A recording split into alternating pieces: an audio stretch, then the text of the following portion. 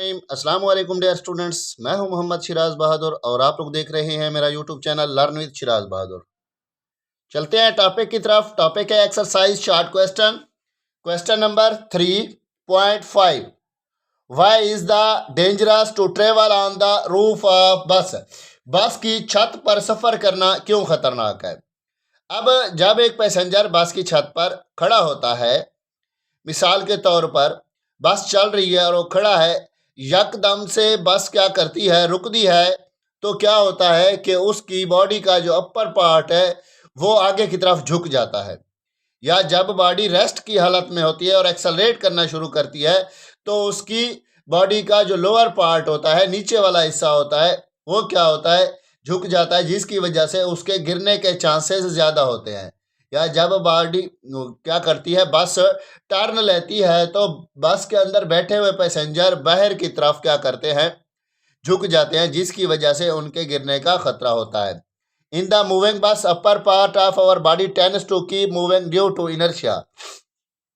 How we fall, hence we fall forward when the bus accelerates from the rest. Lower part of our body come into motion along with the bus while the upper part of body tends to remain at rest due to inertia of motion, and as a result we will fall back to backward. अब जब बस चलती है, चलती हुई बस पे break लगती है तो हमारे जिस्म का ऊपर वाला हिस्सा इनर्शिया की वजह से मोशन जारी रखता है, इसलिए हम आगे की तरफ गिरते हैं। और जब बस रुकी हो, अचानक चलने लगती है, तो हमारे जिस्म का नीचे वाला हिस्सा बस के साथ हरकत में आता है, इसलिए हम पीछे की जानिब गिरते हैं।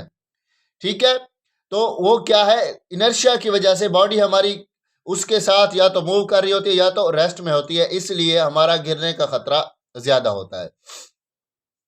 उसके बाद है, why does a passenger moves outward when a बस टेक अ टर्न। जब एक बस मोड़ काटती है तो उसमें मौजूद मुसाफिर बाहर की तरफ क्यों झुकते हैं। When a bus takes a turn a passenger experience a jerk in the outward direction. This is because the passenger tends to maintain their original direction of motion due to inertia of direction.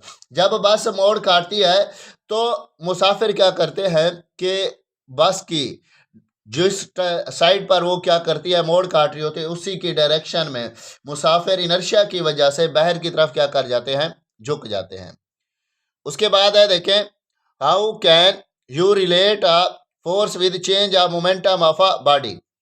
के आप किस तरह force का ताल्लुक momentum की तब्दीली से क्या करते हैं, कायम कर सकते हैं।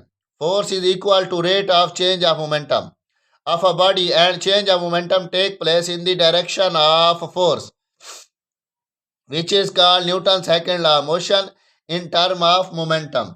अब फोर्स किसी जिस्म में मोमेंटम की तब्दीली की शरह के बराबर है और मोमेंटम में तब्दीली फोर्स की सिमत में होती है, तो इसको मोमेंटम की टर्म में न्यूटन का दूसरा कानून भी क्या कहते हैं। उसके बाद है, what will be the tension in the rope that is pulled from its ends by two opposite force 100 newton each. अब एक डोरी में कितना टेंशन होगा अगर उसके सिरों को 100 न्यूटन की दो मुखालिफ फोर्सेस से खींचा जाए।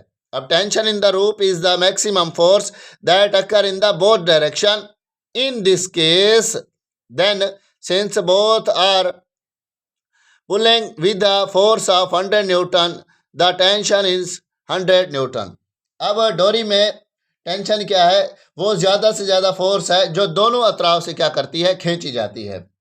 अतराफ में होगी, अगर दोनों अतराफ को 100 न्यूटन की फोर्स से खींचा जाता है तो लिहाजा उसमें जो टेंशन होती है वो क्या होती है, वो भी उसके इक्वल होती है। अगर 10 न्यूटन होगी तो 10 न्यूटन ही टेंशन होगी, अगर 100 न्यूटन टेंशन है और फोर्स है तो उसके अंदर टेंशन भी 100 न्यूटन ही होगी।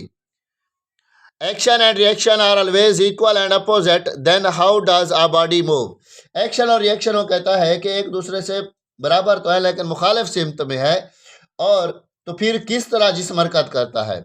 Action and reaction act simultaneously but on different bodies, hence motion become possible. Action और रिएक्शन बराबर है मगर मुखालिफ सिमत में होते हैं।